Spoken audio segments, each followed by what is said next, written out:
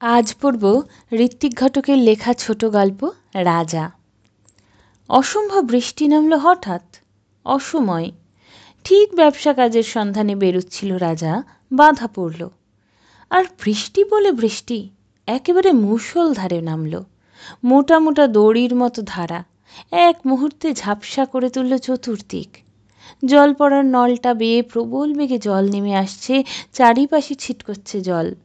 দরজার পাশ থেকে সরে আসে রাজা, কদর্য একটা ভঙ্গি করে বলে, শালা। রাজা কবি, রাজা পকেটমার, অর্থাৎ কবি ও পকেটমার একাধারে। একটু বিচিত্র, তবে অসম্ভব নয়। শুধু কবি নয়, কাব্য পাঠক সে, লেখার বিষয়বস্তু একেবারে নব্য। আর পকেটমারই নয় কেবল, মাতালও বটে। মদের পয়সা জোটাতে পকেট কাটে, কি পকেট কাটার টাকা ওড়ানোর জন্য মদ খায়, ঠিক বলা যায় না। সব লোকেরই অতীত একটা থাকে, বিশেষ হলেই সেটা ইতিহাস হয়ে ওঠে। রাজা সেদিক দিয়ে দিন, অতি সাধারণ অতীত তার। ভদ্র সন্তান, বিয়ে পড়তে পড়তে পড়া ছেড়ে দেয়, কারণ হঠাৎ একদিন ও আবিষ্কার করে বসে পড়াটা কিছুই নয়, অর্থোপার্জনই সব। অতএব কলেজের খাতা থেকে নামটা খারিজ করে নেয়। মা বাবা গত হয়েছিলেন আগেই, সংসারের দায় নেই কোনো। বাড়ি ছিল একটা, সেটা বেচে দিয়ে কিছু নগদ পকেটে করে রাজা বিশাল ধরিত্রীতে স্থান অন্বেষণে বেরুল। আপাতত কলকাতাই তার কাছে বিশাল ধরিত্রী হয়ে উঠল। তারপরের কথাটা খুব সোজা। কবি সে, কাজেই জীবন দেখতে হবে, এবং জীবনটা হোটেলের মদের পাত্রে এবং বেশ্যার ঘরে আবদ্ধ আছে, এ তার দৃঢ় ধারণা হলো। যথোপযুক্ত সাঙ্গপাঙ্গ জুটতে দেরি হলো না। রাজা আমাদের জীবন দেখতে লাগলো। আস্তে আস্তে বিলিতি মালের বদলে ধেনো মদের পাইট হলো, এবং বাঁচবার সহজ উপায়টাও বেরিয়ে গেল। তারপর থেকে সেই রাজা, কলেজ জীবনের রাজা, অতীত আশ্রয় করল। সরু দক্ষ হাতওয়ালা রাজার রাজত্ব শুরু হলো। প্রায় 5 বছরের কথা এই সমস্ত। চন্দ্র সূর্যের এক আকাশের ঠেলাঠেলির মতো দুই রাজার এক দেহের অধিকার নিয়ে ঝগড়া মিটে গেছে বহুকাল। আছে একমাত্র ওই কাব্যপ্রীতিটুকু। মদ খেলেই Auden, Spencer, Lawrence, Pound, Eliot পড়ে আর আওড়ায়। মোটামুটি এই হলো আমাদের রাজা। সকালবেলাতে এত ঘনঘটা করে বৃষ্টি আসায় ওর সমস্ত মনটা খিঁচড়ে গেল। 8:30 বাজে। বড় রাস্তা ট্রাম ধরতে হবে গিয়ে। 10টার পর অফিসের ভিড় আবার কমবে। ভেজা অবস্থায় অফিস পাড়ায় সারাটা দিন ঘোরাও অসম্ভব, আর পারা যায় না। আবার স্বগতোক্তি করে, শালার বৃষ্টি। না, কমবার কোনো লক্ষণই নেই। বাইরে বৃষ্টি পড়ছে অবিরলভাবে। রাস্তায় 1 হাঁটু জল জমে গেছে। সঙ্গীহীন গাড়িগুলো সশব্দে জলের মধ্য দিয়ে চলে যায়। ঢেউ ওঠে। গলির মোড়ে বড় রাস্তার ধারটায় নর্দমার নোংরা জল কাঁপতে থাকে। সামনে মলিকবাবুদের তেতলার কার্নিশে ভিজে কাক বসে ডানা ঝাপটায় আর আওয়াজ করে। তারও মনের অসুখ। রাজা মাদুরে আধশোয়া হয়ে চোখ বোঝে। কাল রাত 1টা অবধি হইচই গেছে। শরীরটা নরম, বেশ লাগছে। এমনই স্থানুর মতো পড়ে থেকে বৃষ্টির একঘেয়ে শব্দ যদি শোনা যেত। রাজা হাই তোলে। রাজা ধর্মর করে উঠে বসল। কতক্ষণ কেটে গেছে? ঘড়িটার দিকে চাইও, 10টা বেজে কয়েক মিনিট। মেজাজ ভয়ানক বিশ্রী হয়ে গেল। ভালো লাগছে না কিছু। বৃষ্টি ছেড়েছে, রাস্তার জল কমে এসেছে, লোকজন বেরিয়েছে পথে। প্যাচপ্যাচে কাদা, চোখ দুটো জ্বালা করছে। রাজা মুখে জল দিয়ে চুল আঁচড়ায়। কড়াটা নড়ে উঠল সশব্দে। দরজা খুলে দিলে রাজা। ডাকপিয়ন একটা চিঠি হাতে গুঁজে দিয়ে বিদায় নিলে। চিঠি? অত্যাশ্চর্য ঘটনা। একখানা মোটা পুরু কাগজের লেফাফা, তার উপর সুন্দর মার্জিত হাতে লেখা হয়েছে ওর নাম। ব্যাপারটা কি? না, বেরুনো হলো না। ঘরে ঢুকলো রাজা। ভয় ভয় করছে একটু। সাধারণত যা ঘটে থাকে এ তো ঠিক তার মধ্যে পড়ে না। চিঠি? সত্যি? কিন্তু ওকে কে লিখবে? সবল হাতে ছিঁড়ে ফেলে খামটা। নীল কাগজে সোনালি জলে ছাপানো আমন্ত্রণ লিপি, বহ্নিচক্র সংঘের বার্ষিক ঘরোয়া পুনর্মিলনী, কালকের তারিখ দেওয়া, উল্টো পিঠে টানা টানা হাতের লেখায় ছোট চিঠি। এ চিঠি পাবি কিনা জানি না, পেলে নিশ্চয়ই আসবি, খুব আশা করে থাকলাম, সুনীল। বহ্নিচক্র, ওর কলেজ জীবনের সহপাঠী আরও 8টি ছেলে সঙ্গে মিলে এই ঘরোয়া সংঘটা গড়ে তুলেছিল। কত কথাই মনে পড়ে। তখনকার শত আশা আকাঙ্ক্ষা জড়িয়ে আছে ওই নামটার সঙ্গে, ওরই দেওয়া নাম। বুদ্ধদেব, ওর বন্ধু বুদ্ধ, এঁকে দিয়েছিল সাইনবোর্ডটা। সুনীলদের ঘরে ওদের সেই আড্ডা, কত অধিবেশন উৎসব, কলকাতা থেকে গাইয়ে আর নামকরা লেখকদের ধরে নিয়ে যাওয়া, টোটো করে ঘুরে চাঁদা আদায় করা, দুপুরের কড়া রোদে মাঝরাতে ঘাড়ে মই নিয়ে শহরের দেওয়ালে দেওয়ালে পোস্টার সাঁটা। বহ্নিচক্র নামটা সঙ্গে করে আনলো যেন তার গোটা কলেজ জীবনটাকে। গৌরবময় প্রথম যৌবন, ক্রিকেট ফিল্ড, ডিবেটিং সোসাইটি, সাহিত্য পরিষদ, সোশ্যাল, গৌরী, স্নিগ্ধা, মায়া, কি যেন তার নাম, রোল 67, ঠিক মনে পড়ছে না। সহপাঠিনীর দল সার বেঁধে দাঁড়ালো। বুদ্ধ, সুনীল, আনন্দ, বিমল, দলের ছেলেগুলো। এ ছেলেমেয়েরা কোনো দিন মরবে না, বুড়ো হবে না ওর কাছে, চিরটা কাল ওর মনে তাজা জীবন্ত থেকে যাবে। বহ্নিচক্রের সাইনবোর্ডে ডগডগে লাল শিখাওয়ালা চাকাটা বো বো করে ঘুরছে, মধ্যের সপ্তাশ্ববাহিত রথে উদয়গিরির প্রান্তসীমায় অর্ধলুক্কায়িত দেহ বল্গাধারী সূর্যদেব হাসি মুখে চেয়ে আছেন। ইতিহাসের সামগ্রী জীবনের স্পর্শ পাচ্ছে। কিন্তু এ ঠিকানাও পেল কোথা থেকে? ওর এ আড্ডা তো কেউ জানে না। ও আবার তলার সইটা পড়ে, সুনীল। ওই তাহলে এখনো সম্পাদক, ওরা কেউ আজও ছাড়েনি সংঘকে। কিন্তু ঠিকানা পেল কেমন করে? কিন্তু ও কথাটাই কি বড় কথা? যেখান থেকেই পাক, ওরা ওকে ডেকেছে, বহ্নিচক্রের অধিবেশনে ওকে ডেকেছে। ও যাবে, হ্যাঁ ও যাবেই। সুনীল ডাকছে, বুদ্ধ ডাকছে, পাঠ্যজীবন শাখারা ডাকছে, ওর ফেলে আসা অতীতটা তার ভালোবাসা, ঝগড়া, হাসি, কান্না সমেত ডাকছে। যাবেও, যাবে। আয়নায় মুখটা দেখেও। গত 5 বছরের জীবন তার চোখকে ঠেলে দিয়েছে কালিময় গর্তে। সেখান থেকে সেই রাগেই বোধহয় চোখ দুটো জ্বলজ্বল করতে থাকে সাপদের চোখের মতো। মুখের দুপাশে দুটো কদর্য রেখা। হাসলে কালো ঠোঁটের ওপর সাদা ছাতার পেছনে কালচে মাড়ি আর নষ্ট দাঁতের শাড়ি দেখা যায়। চুলে তেল পড়েনি কত কাল, লম্বা লম্বা চুল। যাওয়া কি উচিত হবে? তাছাড়া আর এক কথা, ওরাও কি এখনো তেমনই আছে? সংসারের চাপে পড়ে সজীবত্ব তাদের কি অটুট আছে? হয়তো রাজা তাদের দেখবে একেবারে অন্য রকম। সে সরল উচ্ছলতা ওদের মধ্যে থেকেও অদৃশ্য হয়ে গেছে। ওর মনে ওদের যে রূপ, সে তো অবিনশ্বর। সেখানে রাজা সে ছেলেগুলোকে ধরে রেখে দিয়েছে আজও। ঠিক দুপুরবেলায় হতাশভাবে রাজা মদের বোতল খোলে। ওর অনিশ্চয়তা আর দ্বিধার বোধহয় এর থেকে ভালো ওষুধ আর ছিল না। বুকের ভেতরটা কেমন করতে থাকে, উন্মত্ত মস্তিষ্ক জ্বলতে থাকে, থুতনিটা থরথর করে কাঁপছে, গলা দিয়ে কি ঠেলে উঠছে। মাতাল হয়ে রাজা কাঁদছে, কিন্তু সংকল্প তার স্থির হয়ে গেছে। পরদিন ভোরে তার গাড়ি, পৌঁছবে বিকেলে, রওনা হবে আবার ভোরে, কয়েক ঘন্টা মাত্র। বিকেল বেলায় রাজা নামল মফস্বল স্টেশনটাতে। আকাশ ঢেকে আছে দ্রুত ধাবমান নিচু মেঘে। অল্প অল্প বৃষ্টি পড়ছে। বাইরে সিঁড়িটার কাছে এসে দাঁড়াতেই পুরনো জায়গাটা যেন তাকে স্বাগত সম্ভাষণ জানালো।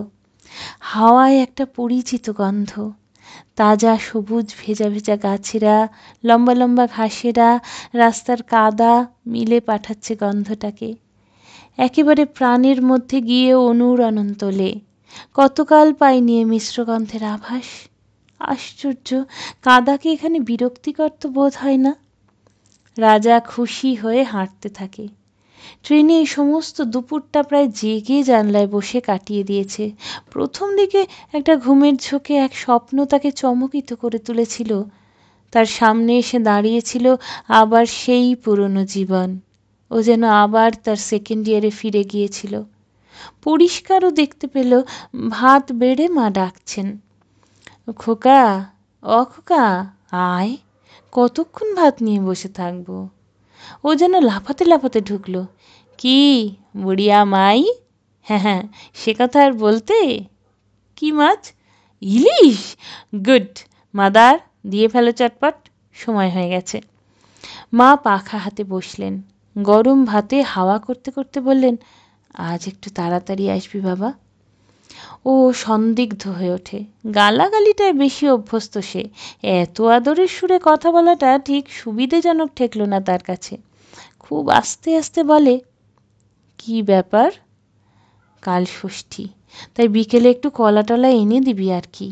অন্যদিকে তাকিয়ে থাকেন মা। জল খেয়ে ঝনাত করে গেলাসটা রাখে রাজা, তারপর তড়বড় করে উঠে পড়ে। বলে, তখনই বুঝেছি, ওসব হবে না, অন্য কেউ যাবে, আমার খেলা আছে।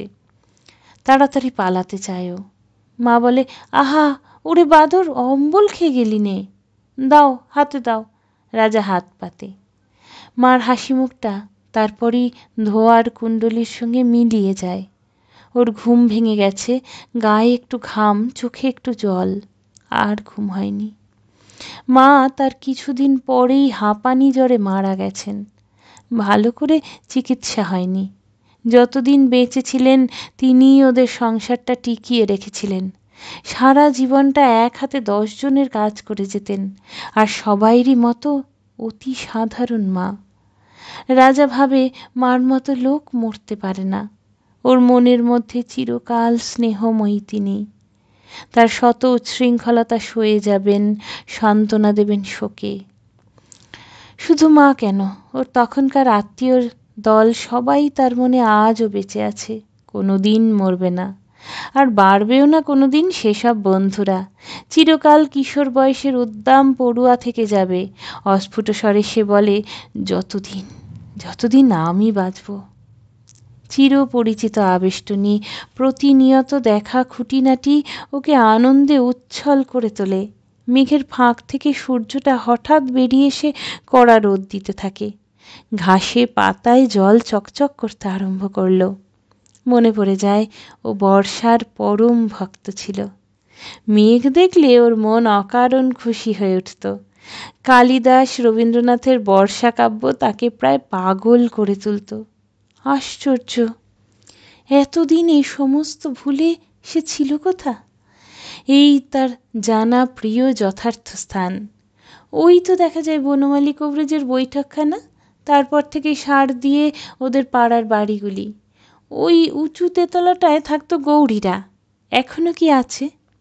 গৌরী ওর সহপাঠিনী, নম্র সংযত ফর্সা মেয়েটি, কটা চোখ, দেখতে নিশ্চিতভাবেই সুন্দর নয়, কিন্তু ও তার মধ্যে থেকে কোথায় লাবণ্য বের করে নিয়েছিল খোঁজে। দোহারা ছোটখাটো মেয়েটির সলজ্জ কথা তার কানে মধু বর্ষণ করত সেকালে। হয়নি হয়তো কিছুই, কিন্তু কলেজের দেয়াল কবিদের সমর্থন পেয়ে বেশ ছড়িয়ে গিয়েছিল তাদের বন্ধুত্বের কথা। এ ভালো লাগার মূল্য হয়তো কিছুই নেই, কিন্তু আজও নিষ্পাপ পবিত্রতার কথা শুনলে গৌরীর কথাই তার মনে পড়ে যায়। কেমন করে আছে সে, কোথায় আছে? আবেগ ভরে ভাবে সে ভালো থাকুক, সুখে থাকুক গৌরী, নিষ্পাপ কুমারী গৌরী, কল্যাণ হয় যেন তার। মোড়টা ঘুরতেই পাড়ায় এসে পড়ে রাজা। ওদের পুরনো বাড়ি, যেটা ওইখান থেকে চলে যাওয়ার সময় বেচে দিয়েছিল, সেটা পার হয়ে যায়।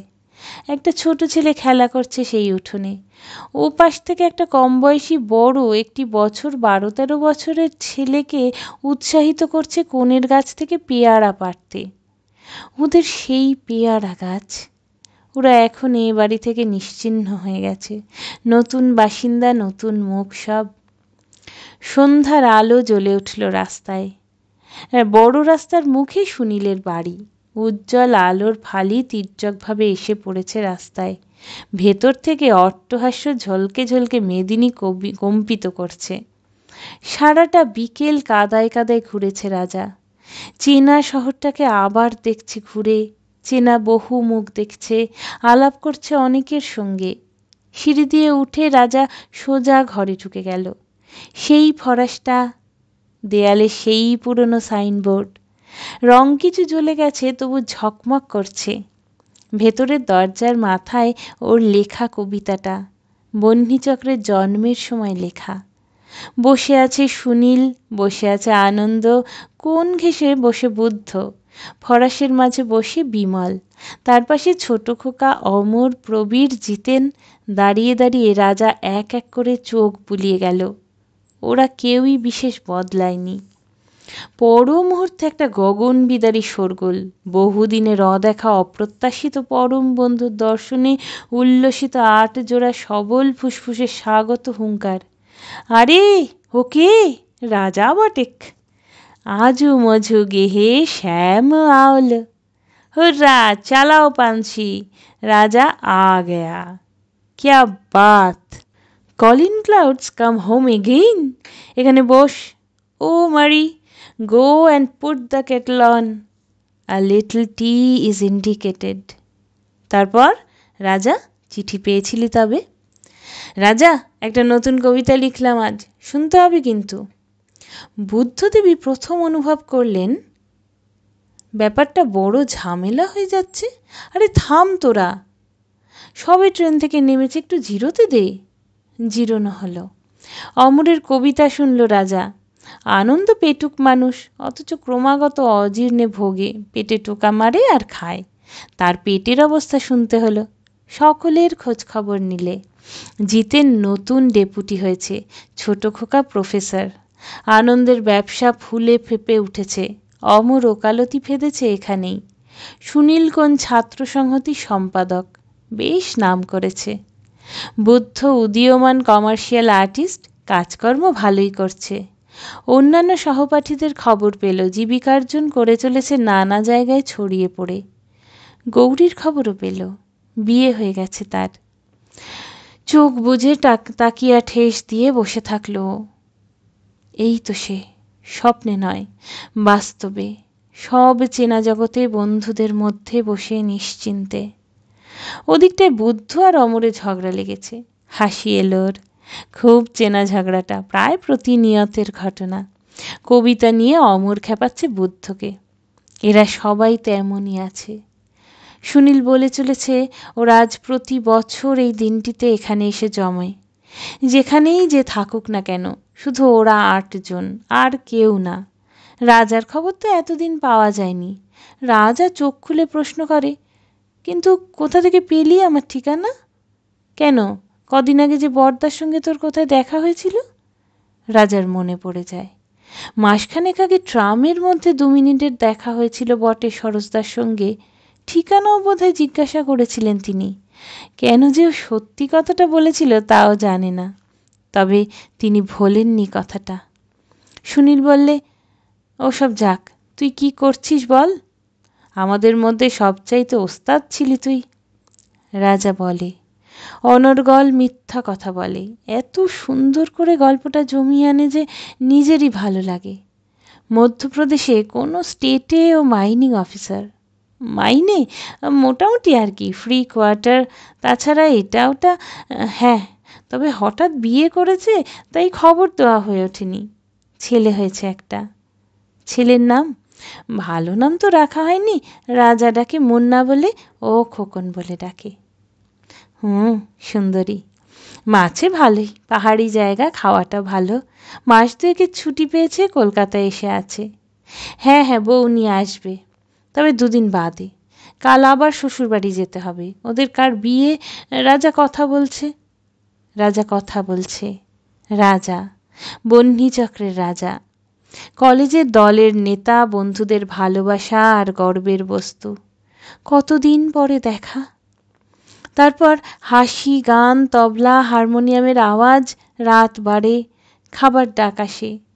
খাওয়া, একসঙ্গে সারি দিয়ে তুমুল হট্টগোলের সঙ্গে 9টি ছেলে খাচ্ছে। অনেক দিন পর কত আনন্দের সঙ্গে খেলো রাজা। অনেক রাতে আর সবাই চলে গেল। আনন্দ আর বুদ্ধ থেকে যায় এখানে। বাইরের ঘরে ফরাসের উপর শুয়ে পড়ে ওরা তিনজন। সুনীল আলো নিভিয়ে ভেতরে চলে গেল।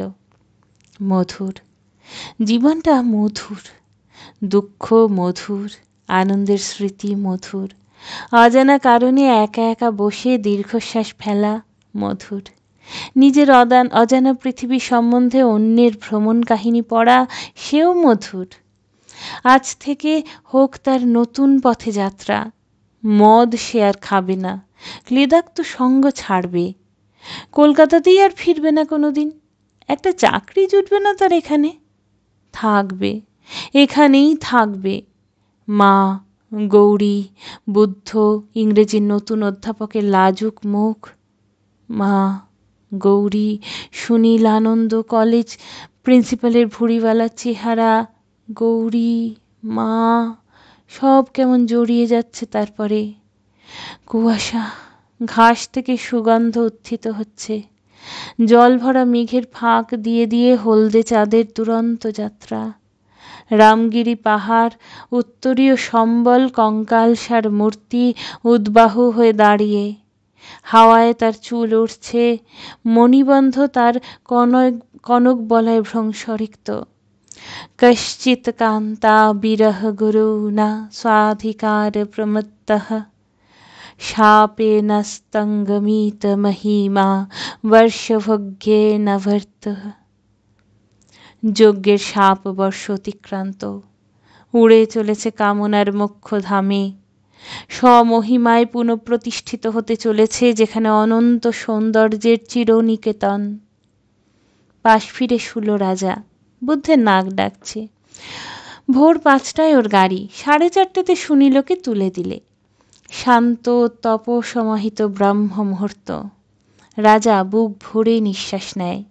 পরিষ্কার ঠান্ডা বাতাস, মেঘ জমে আছে আকাশে, বৃষ্টি নামেনি এখনো। রাজা মুখ ধুতে গেল। মাসিমা রাত থাকতে উঠে চা জলখাবার করে বসে আছেন। মায়ের জাত। মাসিমার সঙ্গে খানিক গল্প করে রাজা। বড় আনন্দ পেলে মনেও। কয়েক ঘন্টা মাত্র, কিন্তু সুধায় ভরে রইল একেবারে। ওকে আসতেই হবে চলে, ও বুঝতে পারে।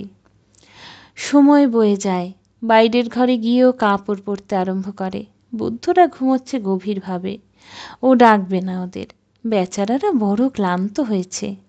গেঞ্জিটা মাথায় গলাতে গলাতে ভাবে ওদের সঙ্গে দেখা করতে আবার চলে আসবে। ও ফিরে আসবে। নিজে নিজেকে বোঝানোর জন্যই যেন আপন মনে বলে, ফিরে আসবো, আবার ফিরে আসবো। পাঞ্জাবিটা পাচ্ছে না রাজা।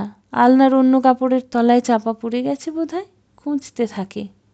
সুনীল এসে বলে গেল একটু দাঁড়াতে, মাসিমা আমসত্ত্ব দেবেন, সেটাও নিয়ে আসছে। সঙ্গে যাবে স্টেশনে। ওই পাঞ্জাবিটা, ওই নীল শার্টের তলায়। শার্টটা তোলে, ও কি একটা পড়ে গেল বুক পকেট থেকে ওর পায়ের ওপর। মানি ব্যাগ, একটা মোটা বোঝাই মানি ব্যাগ। সরু দক্ষ আঙুলগুলো শিরশির করে ওঠে। কি করছে বোঝবার আগেই ব্যাগটা তুলে নেয় রাজা। বুকটা একটু কাঁপে। ঘুমন্ত বন্ধুদের দিকে একটা চাহনি হেনেও ব্যাগটা খুলে ফেলে। এক তাড়া নোট। নিশ্চয়ই আনন্দের ব্যাগ, দোকানের ক্যাশ হবে। ব্যাগটা রেখেই দেয় ও নীল শার্টের পকেটে। তারপর পাঞ্জাবিটা পরে। মাথাটা ঝিমঝিম করছে। জিভটা মোটা হয়ে গেছে হঠাৎ। এর মানে ওর অতীতকে, সুধাময় অতীতকে একেবারে মুছে ফেলা। কুয়াশাটা পাকিয়ে পাকিয়ে উঠছে। বহ্নিচক্রের সূর্য সারথি এক হাতে বলগা ধরে আর এক হাতে কষা অর্ধস্থিত। চোখ দুটো নাচছে আনন্দে। উজ্জ্বল হাস্যদীপ্ত মুখ কবাট বক্ষের পাশ দিয়ে কুয়াশা ঘৃণ্য বিসর্পিল গতিতে উঠছে, উঠছে। ঢেকে গেল, ছেয়ে গেল মিত্রদেবের মুখ। মা, গৌরী, মা, মেঘদূত, আনন্দ, সবাই সেই কুয়াশার আবরণের ওপারে চলে গেল।